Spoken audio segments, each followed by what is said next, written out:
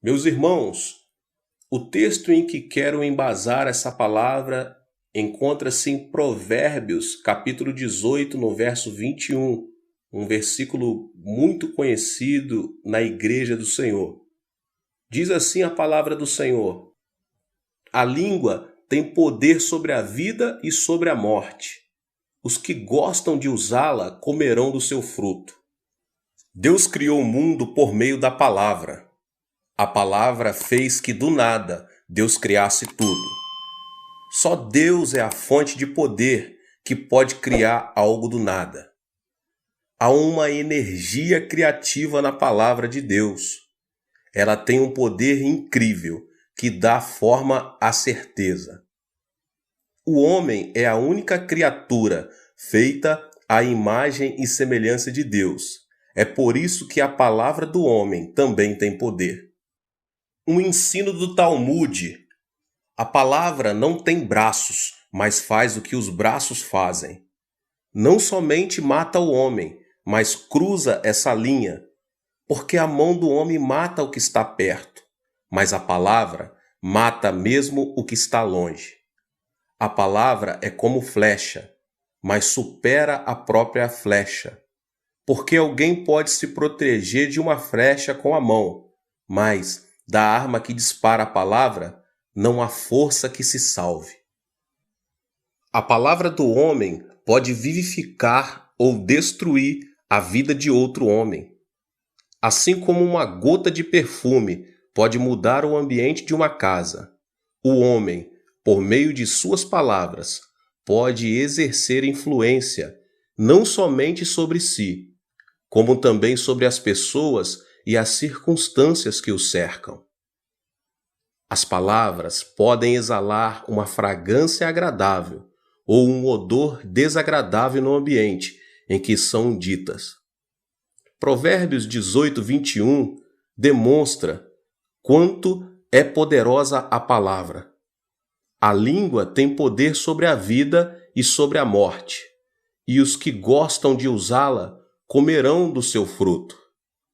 A palavra tem poder. A Bíblia não é a única referência que afirma sobre o poder da palavra. Felizmente, a ciência também revela as distintas teorias que endossam o poder que existe nas palavras. Refiro-me à teoria do mecanismo do cérebro. O cérebro pode ser dividido em duas partes: a parte velha e a parte nova.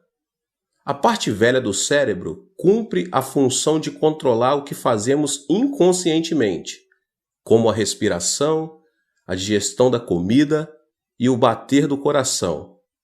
Como seria complicado se tivéssemos de controlar todas essas ações de forma consciente. Felizmente, Deus criou o homem de tal maneira que ele não precisa gastar energia para ativar essas ações, já que elas funcionam automaticamente. Isso não é surpreendente? Por outro lado, existe a parte nova do cérebro, que se encarrega de pensar, tomar decisões, julgar e dar conexão a cada assunto. Embora executem funções distintas, as duas partes do cérebro encontram-se conectadas. A parte velha, conhecida como sistema nervoso autônomo, cumpre a função de coordenar o cotidiano e repetitivo. Por sua vez, porém, recebe informação de seu par.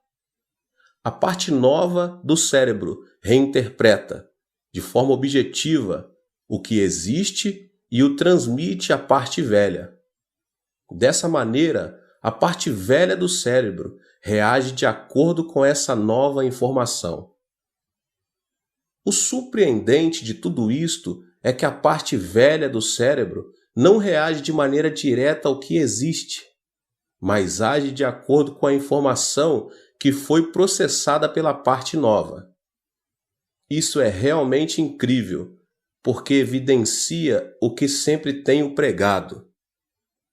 Por mais que as circunstâncias tornem-se negativas e não se veja coisa nenhuma, não se ouça nada nem se apalpe nenhuma evidência. Conserva-se aquele pensamento ativo que diz: posso fazê-lo. Se pode, vamos fazê-lo. Então a parte nova do cérebro envia essa informação à parte velha. Desse modo, a parte velha do cérebro recebe uma informação positiva, apesar das circunstâncias adversas do momento. A parte velha do cérebro, que recebeu a informação positiva, emite hormônios idênticos ao que emite quando se sente feliz e em paz. Dessa forma, permite que mantenhamos nossa saúde física na melhor condição, assim como quando tudo é positivo, apesar das circunstâncias. Por outro lado, por mais que as circunstâncias sejam positivas, se nossa maneira de pensar é negativa e sem esperança, agrava-se a condição física. Em outras palavras, a questão não é a realidade, mas como interpretamos essa realidade. O surpreendente, meus irmãos, é que existe uma informação mais poderosa do que a forma com que o cérebro pensa. Trata-se de confessar nossos pensamentos por meio dos lábios. Quando expressamos nossos pensamentos por meio dos lábios, a parte velha do cérebro não somente pensa, recebe também uma informação muito mais clara. A confissão da boca ordena a parte velha do cérebro e influencia o metabolismo do corpo. Da mesma forma, há um poder incrível nas palavras. Tanto é assim que as palavras não somente influenciam o corpo por meio do cérebro, como também podem transformar outras pessoas, as circunstâncias e também o futuro. Há poder até mesmo nas palavras que proferimos sem muita ponderação. É um poder que supera até mesmo nossa imaginação. Isso quer dizer que as palavras são como um volante que determina a felicidade ou a infelicidade de nossa vida. Assim como podemos mudar o rumo de um automóvel com o movimento do volante, o futuro de nossa vida e até o de outras pessoas pode ser mudado pelas palavras proferidas. Especialmente na infância, é de grande importância a influência do vocabulário das pessoas com quem a criança se relaciona. Essa é a razão por que, na infância, é necessário ter contato com bons mestres e bons pais. Quem são esses bons pais e mestres?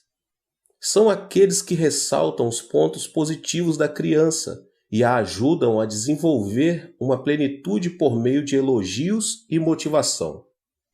Existe na educação uma teoria chamada efeito Pigmaleão, formulada pelo psicólogo Rosenthal. Com o objetivo de comprovar a veracidade dessa teoria, Rosenthal deu a um professor titular a lista de um curso, dizendo: de acordo com o estudo que realizamos, esses alunos têm potencial ilimitado. Assim, se o Senhor conseguir educá-los bem, eles se destacarão no futuro. Tenha isso em conta. Obviamente, o professor observou aqueles alunos durante um ano e, cada vez que eles demonstravam sua capacidade, ele os elogiava. Depois de um ano, as qualificações daqueles alunos tinham melhorado significadamente.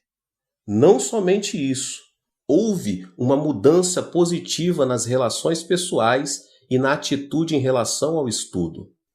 O interessante é que a lista de alunos que Rosenthal havia entregado ao professor não era de alunos selecionados, e sim de alunos comuns que não tinham nenhuma capacidade diferente.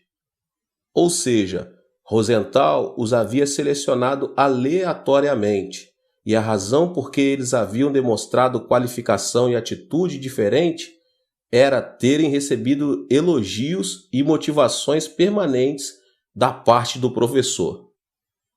Aqueles alunos poderiam continuar sendo normais ou tendo baixo rendimento, mas o constante elogio do professor fez que chegassem a ser estudantes exemplares.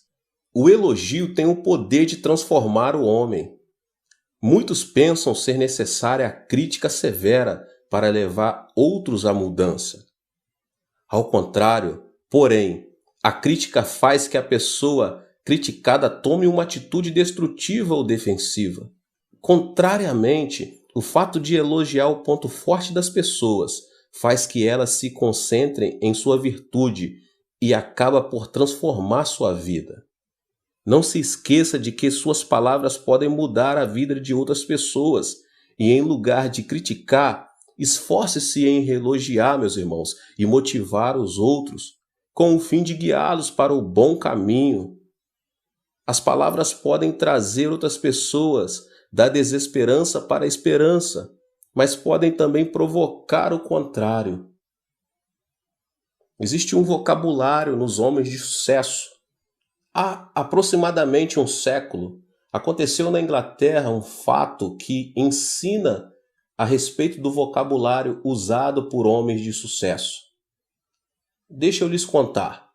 O homem de uma fábrica de sapato colocou um anúncio no jornal procurando novos empregados. Tratava-se de um novo projeto, para o que ele precisava de pessoal especializado.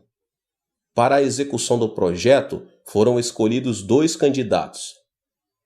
Entretanto, a maneira com que esses 2 empregados falavam era totalmente diferente.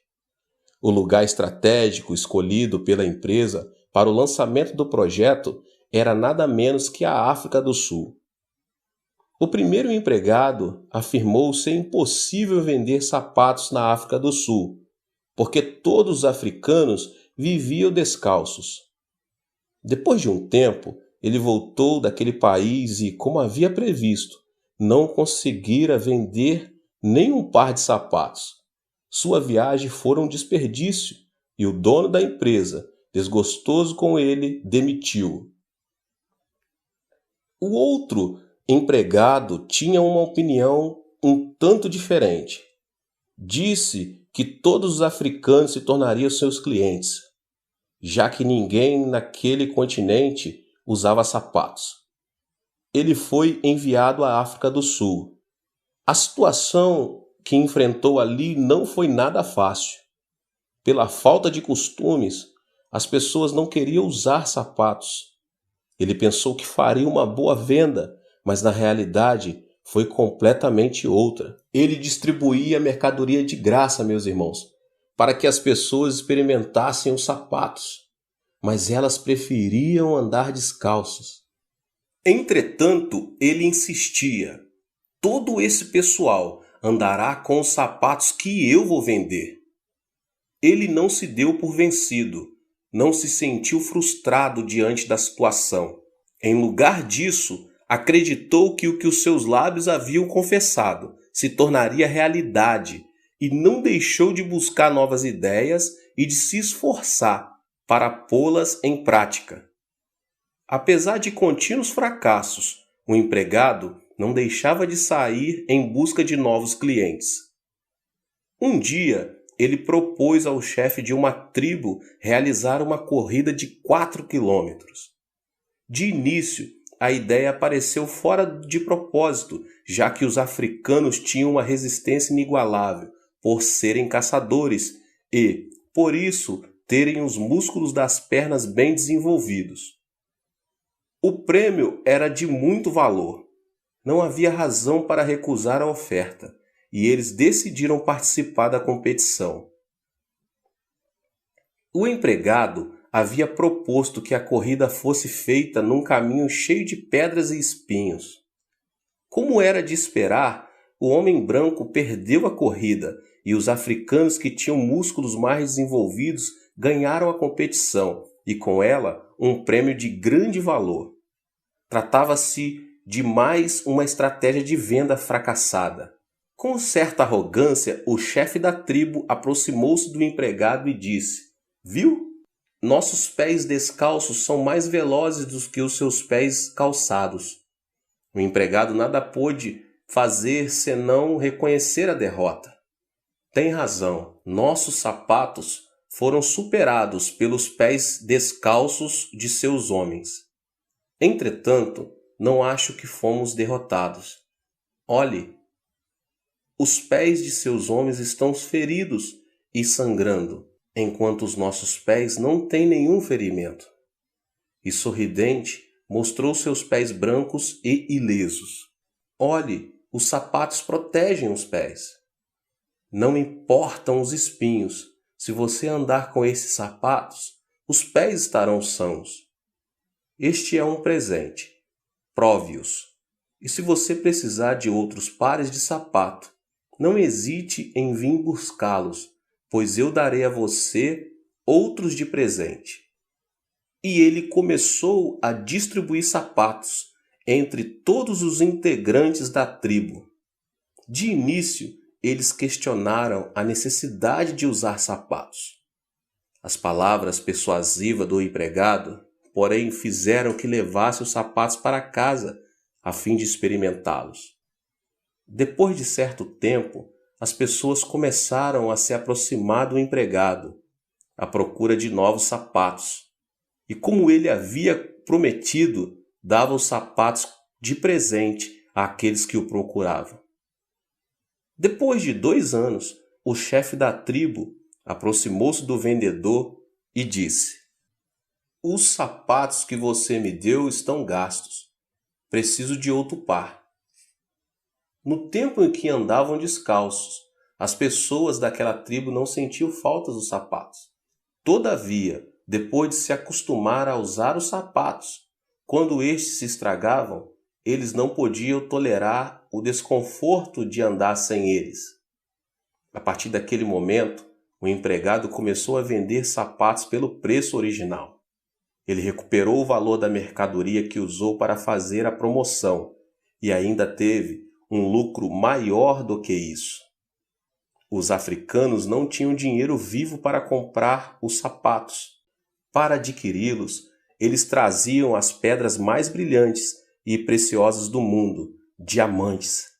Entre eles estava o maior diamante do mundo, que posteriormente foi reunido ao acervo do Palácio Imperial da Inglaterra. O custo de todos os sapatos que aquele empregado havia distribuído gratuitamente não podia se comparar ao valor daquele diamante. Vivendo uma situação semelhante a essa, certa pessoa declarou: "Não é possível, eu não posso." Foi esta confissão negativa que levou o primeiro empregado a perder uma boa oportunidade, enquanto o segundo empregado afirmou convicto: "É possível, vamos fazê-lo." Com a confissão de palavras positivas, ele alcançou o sucesso. As condições e situações que enfrentamos estão em estado intermediário. Fazer de uma crise uma oportunidade e de uma oportunidade uma crise depende de nossa atitude. Todas as coisas são resultado da atitude que se toma. Ter uma atitude negativa ou positiva, isso depende de nossa decisão. Considerando que a conhecida história dos 12 espias de Israel descreve a importância do poder das palavras, no fato que ela encerra, pode ser encontrado o mesmo ensino. Ao chegar a Cades Barneia, Moisés escolheu 12 espias e lhes disse que observassem a terra de Canaã. Os 12 enviados saíram do mesmo lugar, comeram e beberam juntos, dormiram debaixo do mesmo teto durante 40 dias, tempo em que espiaram a terra de Canaã. O povo de Israel estava na expectativa de notícias daqueles homens. Quando os espias voltaram, todos ficaram atentos às palavras deles, a fim de saber o destino que se seguiriam. Entretanto, 10 deles apresentaram um relatório totalmente negativo. Eles disseram: "Estivemos ali, mas a terra tem muitos montes altos, vales profundos e é cercada por muros. Os habitantes são nada menos que os descendentes de Enaque, e comparado a eles, parecíamos gafanhotos. Não podemos entrar na terra deles, senão nossos filhos serão destruídos." Diante da informação negativa dos espias, o povo de Israel ficou muito frustrado. Choraram durante toda a noite e no dia seguinte disseram que queria um novo líder para voltar para o Egito. Calebe e Josué, porém, acalmaram os ânimos do povo, dizendo: não é assim. A terra onde estivemos é uma terra boa, que mana leite e mel, tal como Deus prometeu. Parecia o jardim de Javé. Se Deus nos enviar, poderemos ir e conquistar a terra. Vamos conquistá-la. Como é possível que pessoas que estiveram juntas durante 40 dias apresentarem relatórios diferentes? Alguém disse: a realidade não existe, e sim a interpretação que dela se faz. Os 10 espias tinham uma postura intermediária, até que julgassem a condição da terra de Canaã. A interpretação feita por eles, porém, levou-os a observarem a situação de forma completamente diferente. O mesmo acontece, meus irmãos, quando colocamos lentes de cor azul e vemos todas as coisas na cor azul. Depois, usamos lentes vermelhas e vemos tudo em chamas. Precisamos nos lembrar de que a realidade e a essência encontram-se numa posição intermediária. A maneira de interpretar é diferente e, por isso, vemos as coisas como queremos que elas sejam vistas. Diante da mesma realidade, pode acontecer de uma pessoa falar de forma negativa e outra falar de forma positiva. Embora em meio às dificuldades, quem usa lentes do que é positivo consegue ver a esperança no fogo que se apaga.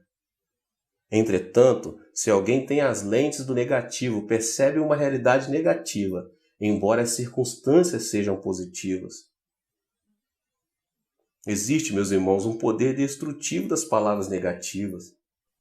O professor Kim Hong-kil, da Faculdade de Literatura da Universidade da Coreia, junto com uma equipe de estudiosos representada pela professora Kang Bum-mo, da Faculdade de Ciências Linguísticas, publicou um livro intitulado Uma Análise sobre a Tendência do Uso do Vocabulário do Povo Coreano.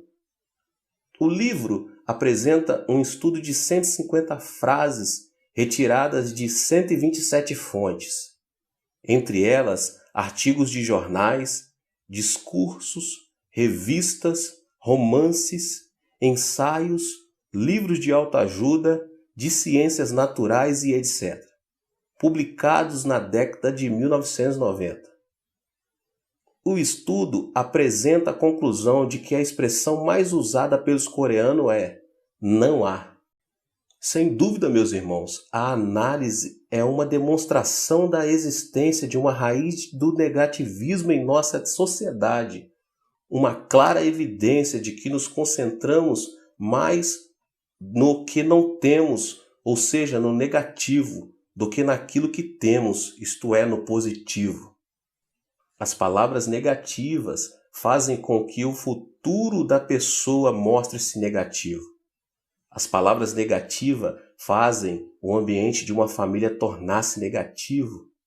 As palavras negativas fazem que o futuro de uma nação torne-se triste e obscuro. Assim, se um indivíduo, uma família ou uma nação quiser transformar o seu futuro, primeiramente deve mudar o seu vocabulário.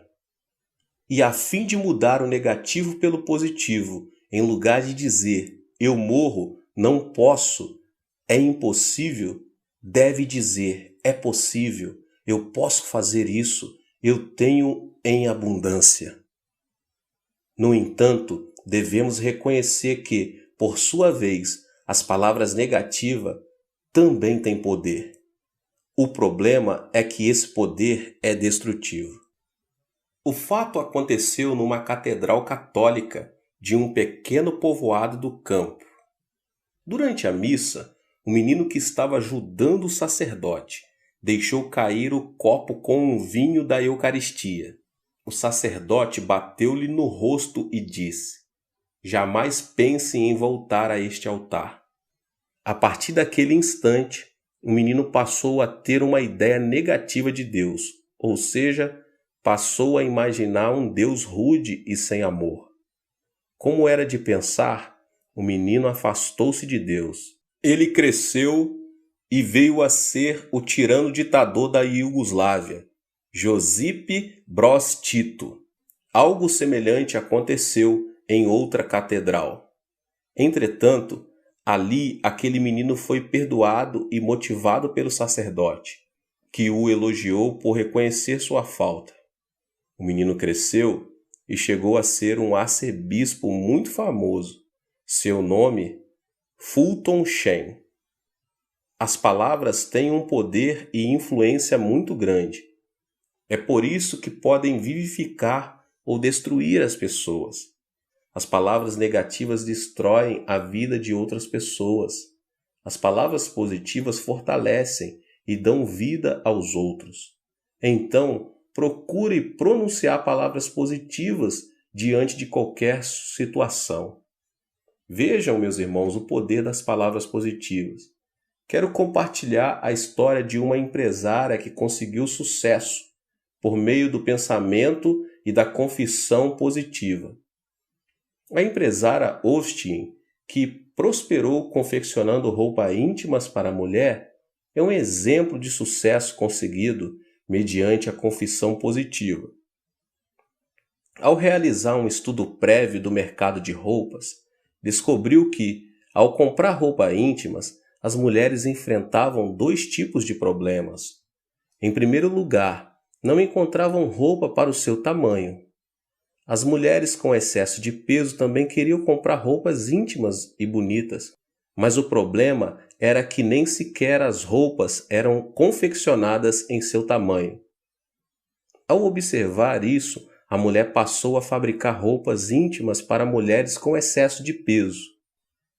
Em segundo lugar, as mulheres nessas condições sentiam certa vergonha ao pedir o tamanho extra grande. A etiqueta GG transmitia uma sensação de humilhação à compradora em potencial. Era óbvio que, mesmo havendo tamanhos grandes, a maneira de apresentar a roupa era importante. Assim, Austin teve uma ideia brilhante. Em vez de dizer GG, ela passou a usar a etiqueta Queen, que significa rainha. Foi assim que GG, que dava a ideia de uma roupa usada por mulheres obesas, mudou de nome e passou a denominar-se roupa íntima para as rainhas. A intenção de Austin foi que suas consumidoras pudessem se sentir, mesmo que por um instante, como rainhas e não como mulheres com problemas de excesso de peso. A confissão positiva e a fé fizeram com que essa mulher prosperasse em sua empresa. As palavras puderam transformar uma mulher com problemas de excesso de peso em uma rainha.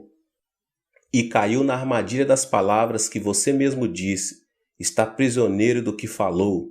Provérbios 6:2. As palavras têm um poder extraordinário. Portanto, se conseguirmos usar a nossa confissão de maneira adequada, de acordo com a criação divina, certamente o milagre de Deus se manifestará em nossa vida. Nós precisamos conhecer o poder das palavras que governam a nossa vida. As palavras do homem têm o poder de influenciar. Embora não sejam visíveis aos olhos físicos, as palavras têm o poder de dar vida ou de destruir a vida de outras pessoas, indo além do tempo e do espaço. Isso acontece porque o homem é a única criatura que foi criada segundo a imagem de Deus. A palavra de Deus, meus irmãos, tem um incrível poder criativo. Ele criou o mundo pelo poder de sua palavra. Da mesma forma, o poder da palavra encontra-se em nosso genes. As teorias científicas o demonstram. De acordo com a ciência, tanto o pensamento como a confissão da palavra influencia os micróbios e o corpo humano. A Bíblia e a ciência concordam em que existe poder nas palavras. Assim, devemos procurar fazer uso correto de nosso vocabulário. As palavras negativas têm um poder destrutivo, e é por isso que devemos concentrar em usar palavras criativas que transmitem esperança. Assim, poderemos empregar corretamente o poder da palavra que nos foi dado. Meus irmãos, que Deus abençoe a cada um de vocês. Nós estamos na série Espiritualidade da Quarta Dimensão. Se inscreva aqui no canal, ative as notificações para você não perder nenhum vídeo dessa série que está sendo uma bênção. Não se esqueça de deixar seu like e de compartilhar com as pessoas que você mais ama. Deus te abençoe. Nos vemos nos próximos vídeos. Até mais.